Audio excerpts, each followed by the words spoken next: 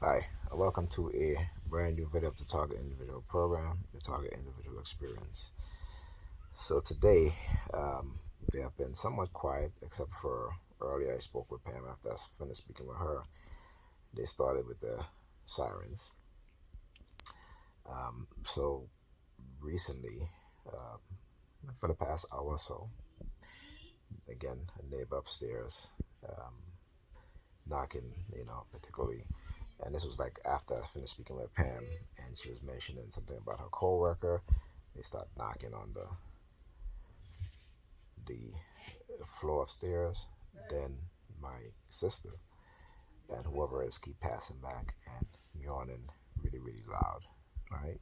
So again, because now they think that somehow they got the upper hand now. So you know, get started walking back and forth yawning anyway. So I was on the phone with Pam earlier, and she was mentioning, she's like, "Oh, don't you have school? When is this and such? When is your last day of school? What have you?" And such and such. I'm like, all of a sudden now you're concerned about my school now. You know, again, it is selective concern, selective, uh, um, you know, caring. Selective. It's like how people are today, right? They have selective anger because they've been conditioned that way. Selective love, selective like, selective, because everything has to have, um, what can you do for me type mentality. You know, it isn't what can I do for you. It's always what can you do for me. Right. So it's basically what I would call selectivism in everything nowadays because that's how society is being conditioned. Right. But they never take the time to think and say, well, what can I do for this individual? How can I help this individual? It is always, what can you do for me? How can you help me? And that's it. All right. So, uh, like I said, they think that they have the upper hand, what have you, which is fine. You know, I don't think in that terms, but when you're dealing with religious fanatics, narcissistic, uh, malignant narcissistic personality types, this is what they do because it's always a competition, right? It is always a competition. Though you may not be in competition with them, they will always be in competition with you. It is, what, how can they outdo you? How can they outbest you? And so when you see that type of behavior, you get to understand that they just pretenders. They pretend to be a certain way. And like I said, if you take away their religious belief, they will be nothing because they are nothing without their religious belief. Their religious belief is what gives them their identity. Whereas people who don't subscribe to religion, they don't need religion for an identity because they know who they are. This is why you hear religious people talking about, oh, I know who I am in this. No, you don't. Because again, what you believe in and what your action says is two different things, right? Because again, you don't even understand what you read. Because everything that you read in your religious text is all based off of lies and an interpretation by those that have an agenda.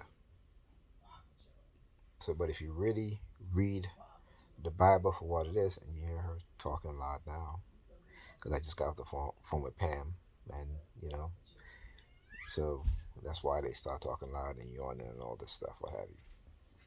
But anyway, as I was saying, they don't even read their Bible. Yesterday I purchased a book by Gerald Macy, and it's the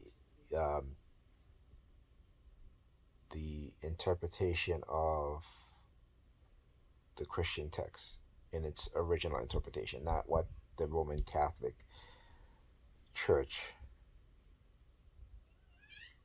co-opted and created this new, um, you know, this new type of reasoning, or this new type of meaning to a lot of the text, right? Because again, people take these things figuratively when these things are all, allegories. Even in the Bible it tells you that. And like I said, what they believe in is Paulinianism, which is Paul saying this is what you should believe. Okay? So understand that. What they're not Christian, they're Paulinian, but they refuse to understand that.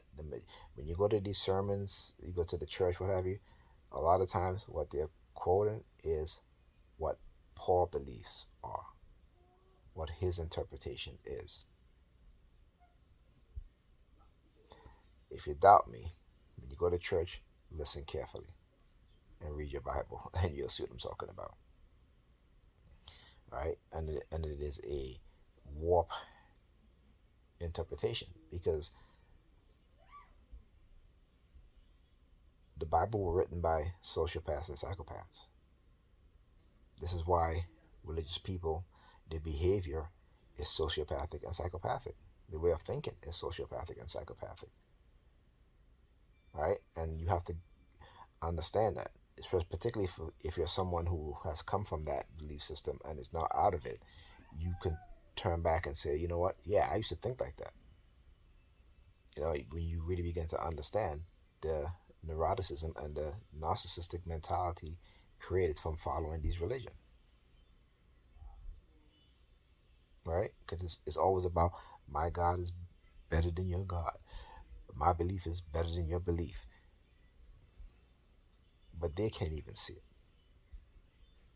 because they're blinded by lies, and they believe it.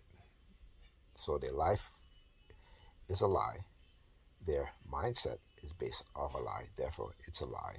Who they are, because of their belief system, which is a lie, based off of lies, and who they are is all based on lies. But they can't see it. So hopefully one day they'll wake up and understand what's really going on. See you guys in the next video.